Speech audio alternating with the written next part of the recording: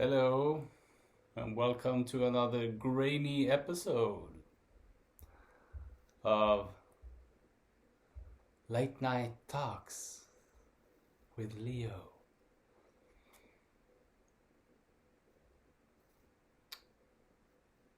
I would like to talk about peace. What peace is. You know those small green vegetables? I'm just kidding. Peace is peace of mind. And peace gives peace because you get what you give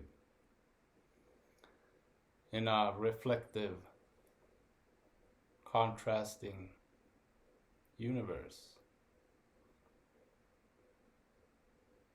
which is connected to everything. But in the human experience, it is in relaxation and in breathing and in being calm inside out.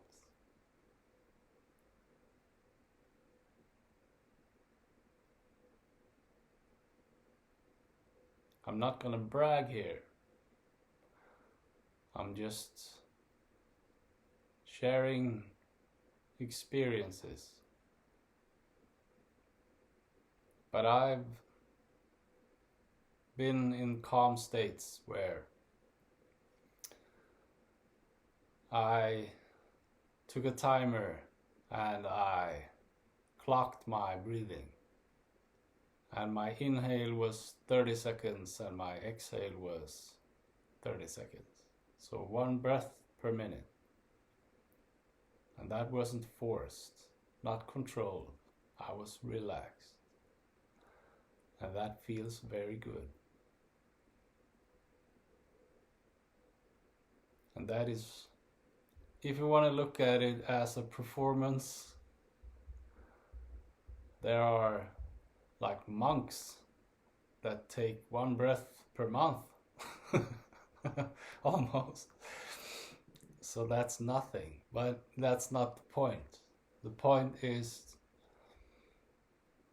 that when you are relaxed, your muscles enable a calm, deep breath. And that is your state of being for receiving. And that can be to receive inspiration or manifestation. Because you cannot receive in a state of doubt. And doubt is a product of fear. And fear is all about tension.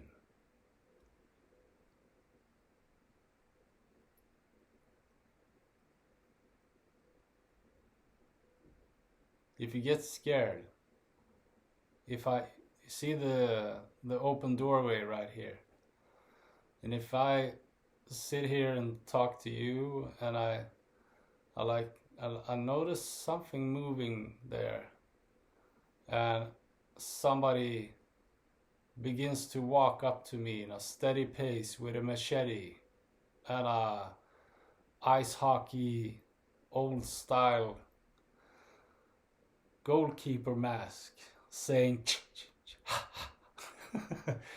I will not relax at all. I will tense up quite a bit out of fear. He's not there, is he? No. So a state of peace is something that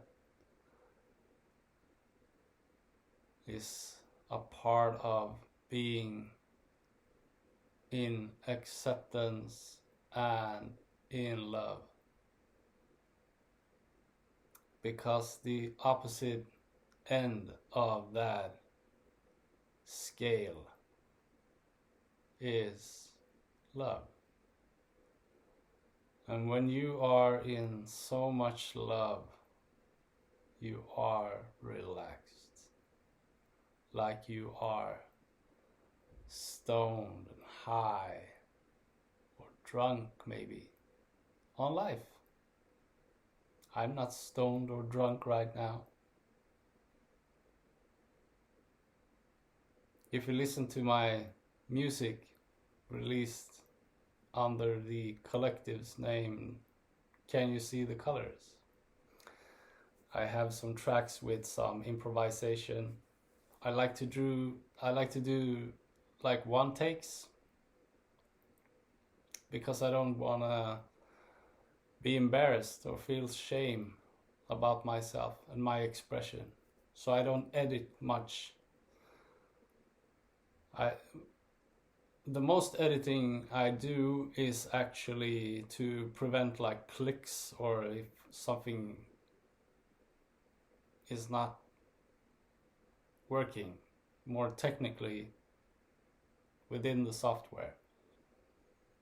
Not along the lines of me thinking that like, oh, I didn't say that completely correct, or I didn't hit that note or whatever. I don't care. It's what it is what it is. It came out as it came out. And I stand by that. Stand by me. I stand by myself. I stand up for myself.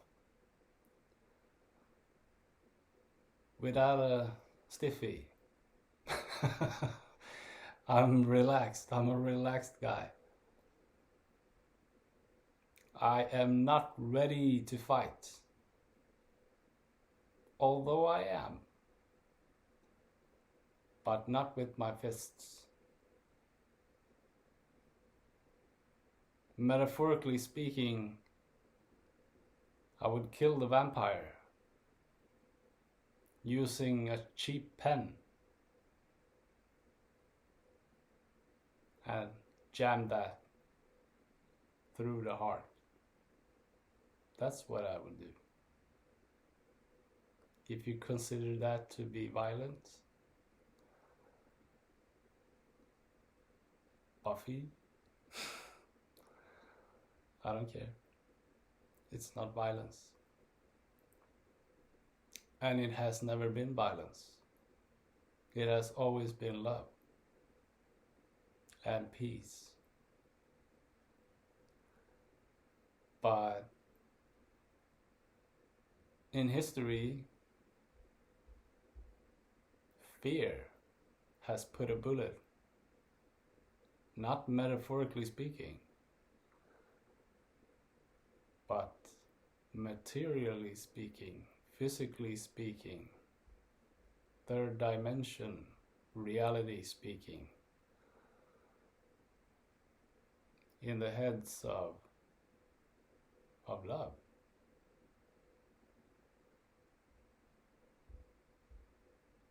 Which is incredibly stupid.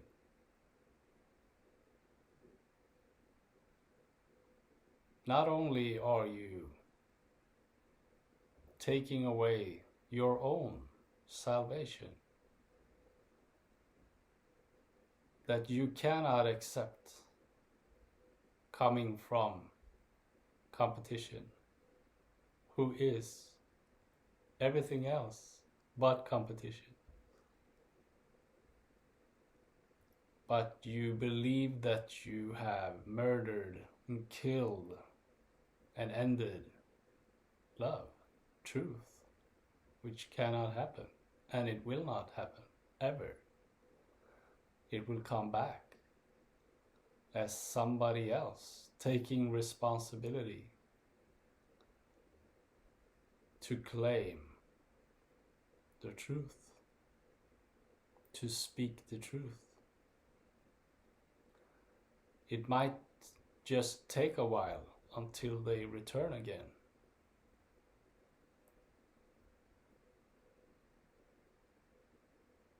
But when shit gets too much, eventually someone in the classroom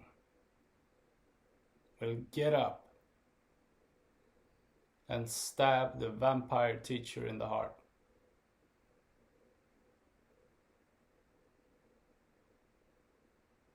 Which is a school shooting. Only in fear and not in love. That's the work of darkness, the devil. Fear, doubt, shame, guilt, aggression, frustration, which creates extremely destructive consequences with collateral damage.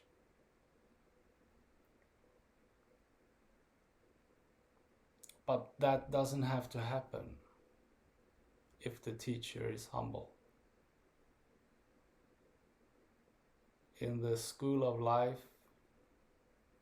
there's a lot of teachers. There's a lot of kids who want to stab the shit out of those bullshitting vampires who claim to be at peace, to communicate love and understanding and compassion, with a double standard larger than the multiverse. And if there was a higher level of being in relation to the grown-up, the adult concept that we have, then in relation to that, these adults and grown-ups as of today in our reality will be the children of those. It's all a matter of perspective. And if they are not at peace, claiming they are love and peace, it would be the same thing. And there would be a war going on. Because war is a manifestation of the inner tension, the fear inside an individual. Strong enough, stated enough, focused on enough, affirmed enough, will affect the crowd and conjure up more tension and more fear. And all of a sudden, a peaceful nation might have fighter jets flying above their heads and bombs landing, exploding, dismembering bodies of children, all from the irresponsibility taken by each individual to return to source, to return to peace, to find their breath again.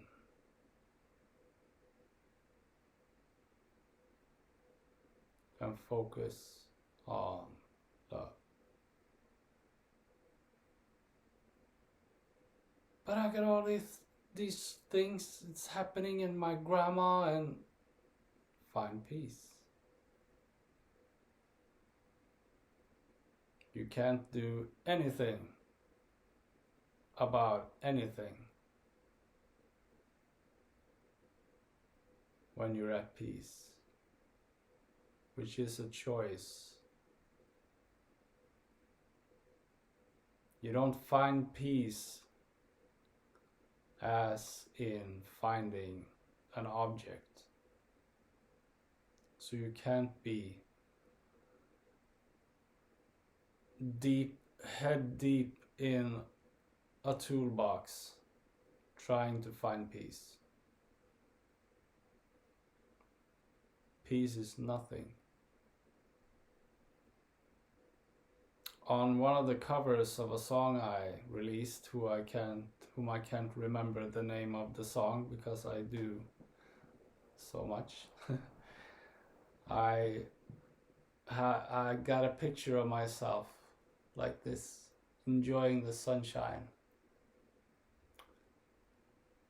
And I wrote inside a heart, I believe, "Thank you for nothing,"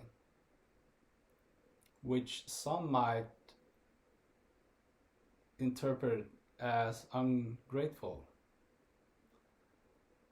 But it's the opposite, if you think about it. Because air is not visible. Love is not visible inside yourself. Just being in peace.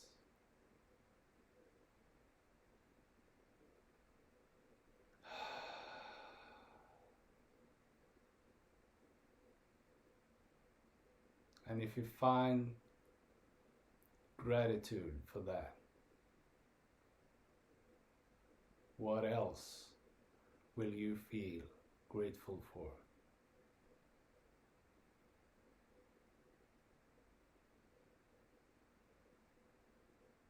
To be grateful for nothing, for just being, for just having a life, for being alive, is something you can find without trauma. You don't have to almost die to find peace. But it will happen for an individual, for a group of people, for a city, for a country, for a nation, for a continent, for a world. Bam! No more humanity. Nuclear holocaust. All from one human being. That's how powerful you are. Don't take that shit for granted.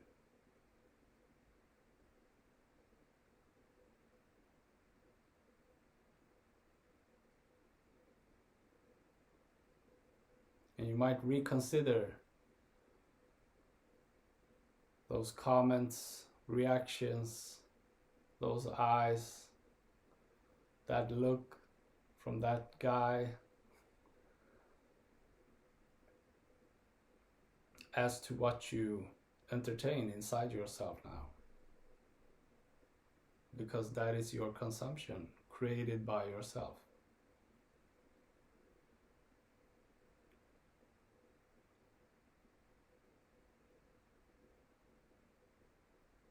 Which is all judgment. The more you judge, the more tensed you will become. And the opposite of that is, well, like celebration, but celebration cannot come before acceptance does. Acceptance comes before. And that's, I believe, is more or less one of the biggest problems that a human being struggles with. Because a human being that is rational, who sees the world as black and white, on or off, good or bad, okay or not, has a hard time with acceptance.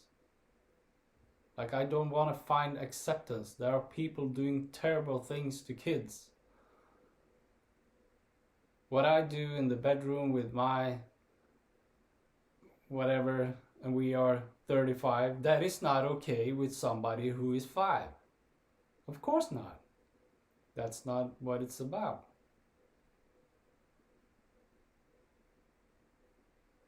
It's to find acceptance in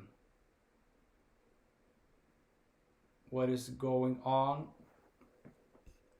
what is going on in relation to context. To say something else is pretty stupid, to be honest. To just mash everything up as in everything is the same. You just stated if you are the one talking about sex in an adult context not being okay in a child context. Why would you put that in the same context?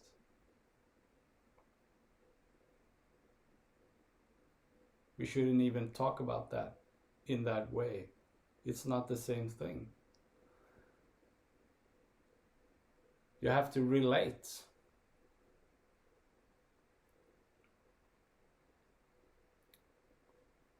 Recalibrate. And see the perspective. And focus out. Zoom out. And see more than just a body. And some have a hard time doing that because they're so focused on satisfaction and what that will bring them despite the consequences. It's like, imagine a picture of a beautiful butt. A nice figure, it's a beautiful butt. And if somebody gets aroused by that, but it's just a butt, nothing else. And if somebody gets aroused looking at that butt, and then the image begins to zoom out, so you will get more and more imagery of the body. And then all of a sudden it zooms out so much that you see that this is a naked 7-year-old. Ah! And you feel I feel bad now talking about this like this. Because I had that feeling about what I saw before it zoomed out. But some people, they zoom out and they see the entire picture and they're still aroused. They're still focused on that piece of meat that will satisfy them. And that is a human being far away from emotions. And emotions is what creates humanity. It is what makes you humane. So are they sick beyond repair? No, I don't think so. They need to get in touch with their emotions. They're not broken, but they need to face whatever is resisting them, to be grateful and understand maturity, sexuality, and context.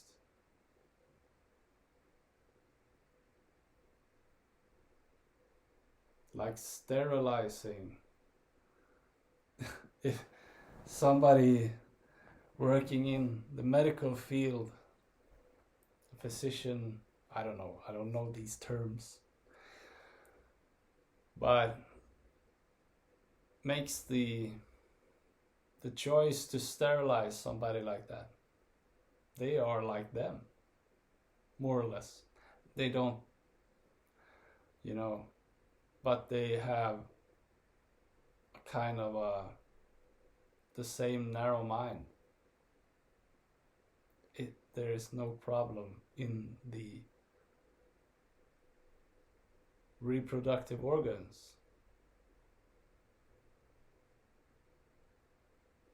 So the damage and the destructive consequences, they stem from somewhere else.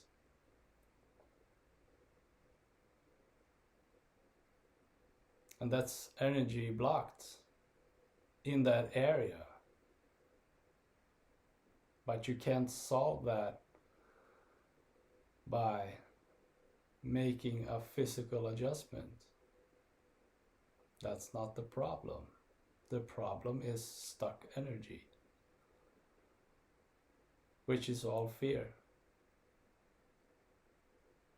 Because the energy flows naturally in a relaxed state. But it can't when there's fear involved, which is guilt, shame, and negative emotions that protects a human being from pain. And that pain was inflicted from somewhere.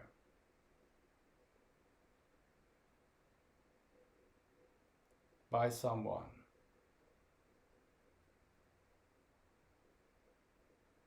In some kind of experience.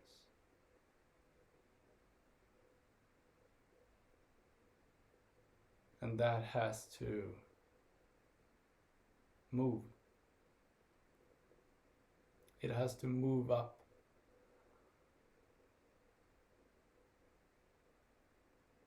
It has to move up to the heart. You can't feel gratitude with your dick or any other gender, the other one, the two genders.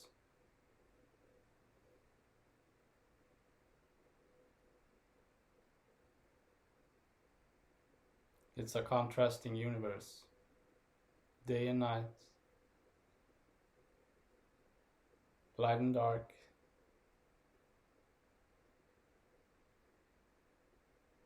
man and woman.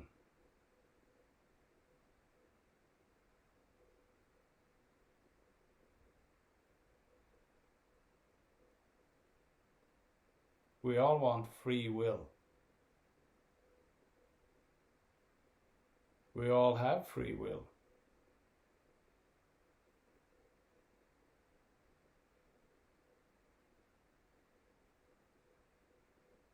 If my son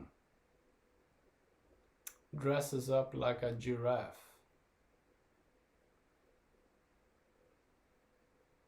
because he saw them on TV, or we visited Africa,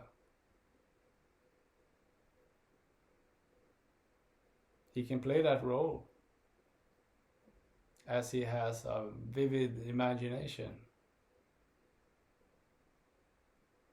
But eventually he will need to stop that because he's not a giraffe.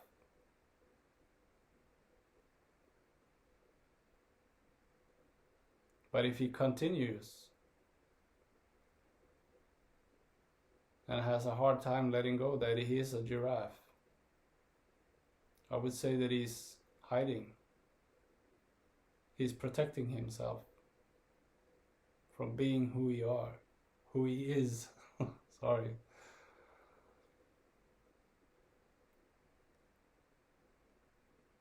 Which is soul.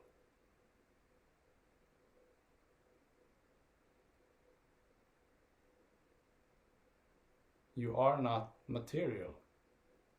That's a lie.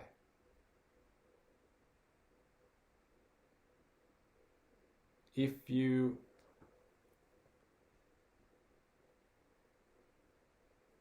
renunciate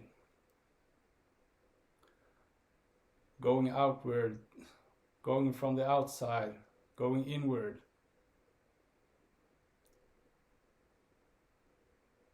you are in relation to everything. Everything.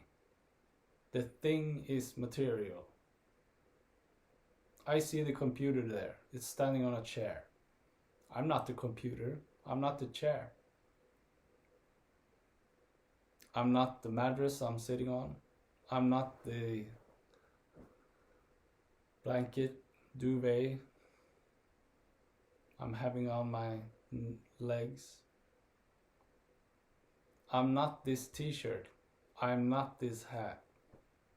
I'm not this thumbnail. I can identify with the thumbnail and write a CV for it and go and try to apply for a job somewhere.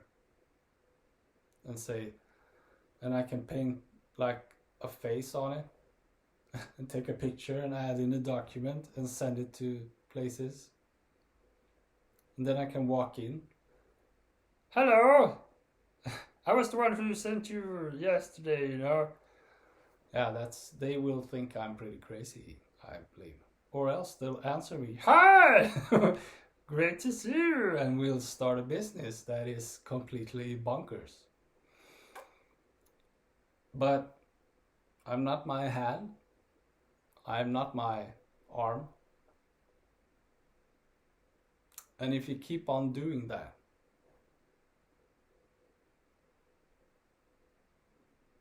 so you get rid of the physical body, and then you go inside the house, in the dark, in peace, in harmony. And you notice thoughts.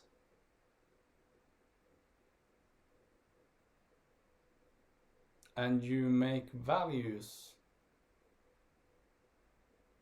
You evaluate the thoughts.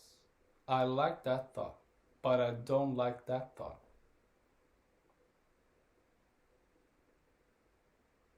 So who is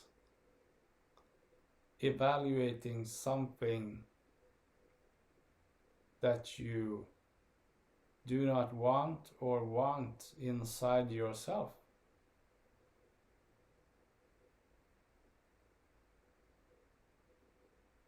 That is a separation between you and that thing. The thought is material.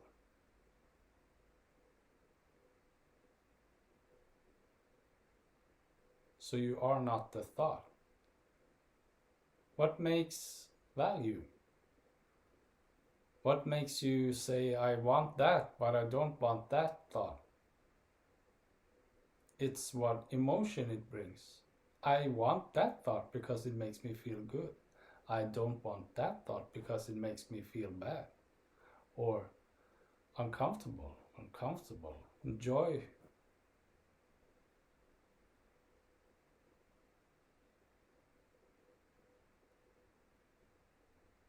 So the thought and the emotion are being noticed by someone. And there's the key word. That's not somebody anymore. That's someone. One love. One ring.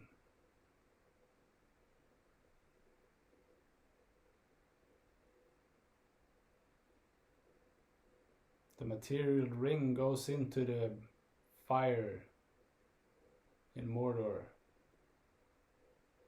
because it's material. And if you cling to that, you murder your friends.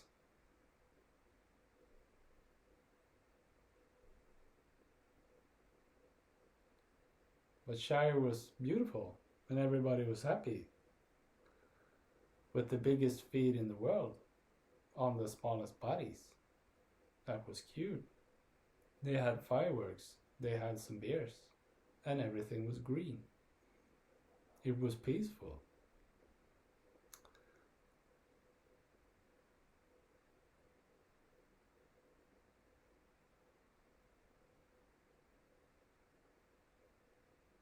You are a soul. That is who you are, and that is your responsibility. to feel, not to find, to feel, by just being in peace within yourself, without any judgment or identity. The identity is false because you are not who you are. You are who you choose to be, which is not physical. You can do whatever you want with your body. That's up to you. But you can never say you're a giraffe. That's a lie. So do whatever you want, but never claim a false identity to be true. No identity is true. My identity with my name isn't true. The soul cannot die, and that is who I am. I am free.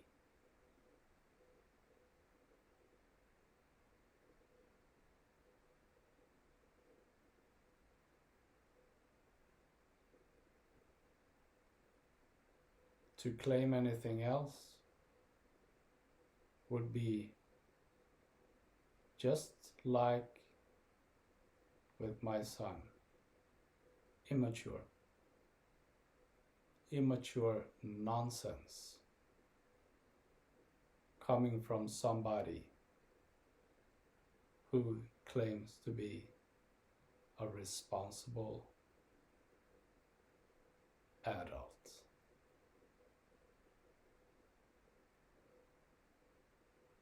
All of this has not been an opinion. Not a fucking word has been an opinion. Why did I curse? To make that point extremely clear. Because kids are dying. Suicides at very low ages, and parents endorsing these kinds of things.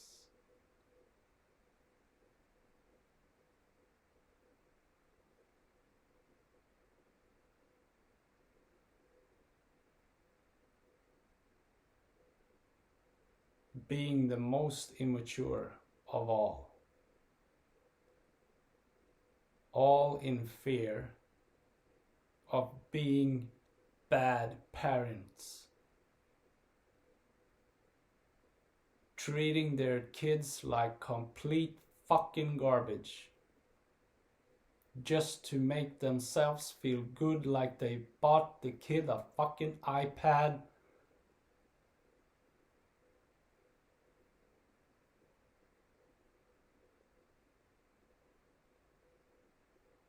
And there are many people who have done this and still claim all this in the world.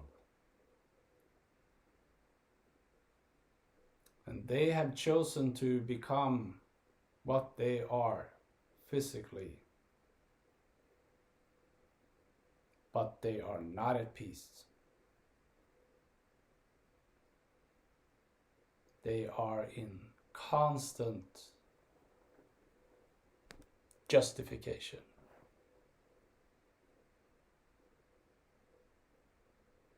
Because they have gone against nature, against love, and against God.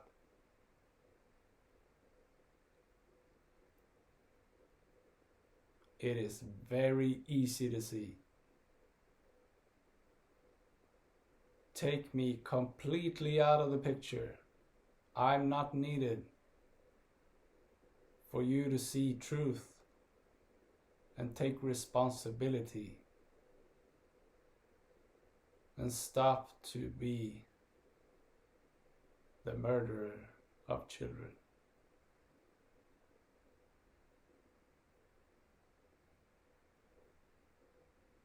Peace!